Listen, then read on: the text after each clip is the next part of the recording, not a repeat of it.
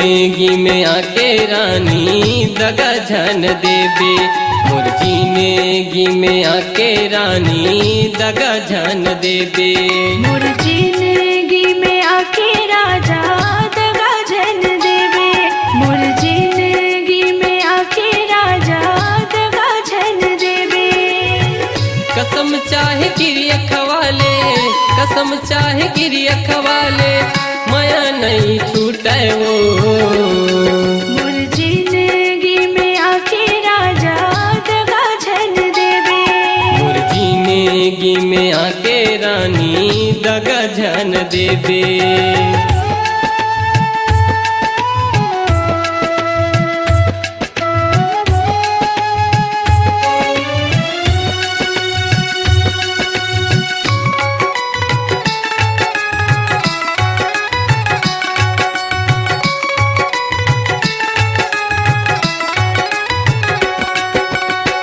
मोर जिंदगी माँ गोरी जब तय आए, बाहर बन के मोर बगिया माँ फूल बन के छाए।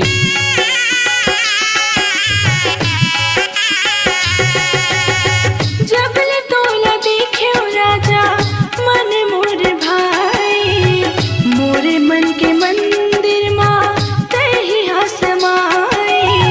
मोरे मन के मंदिर माँ तही हसमाए। दिल माँ तोर बसाले, दिल माँ तोर बसाले, माया रूम नाओ। मोर जिंदगी में आके राजा दगा जन देबे। मोर जिंदगी में आके रानी दगा जन देबे।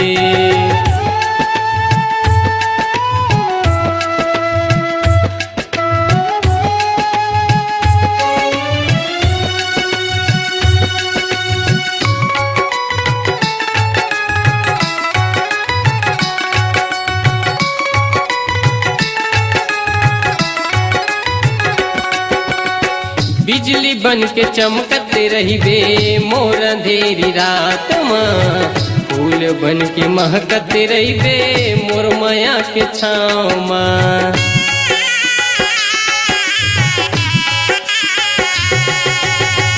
दिया बिना बाती नहीं, बाती बिना तेल, जिंदगी के आधार तही तही मोर प्रेम।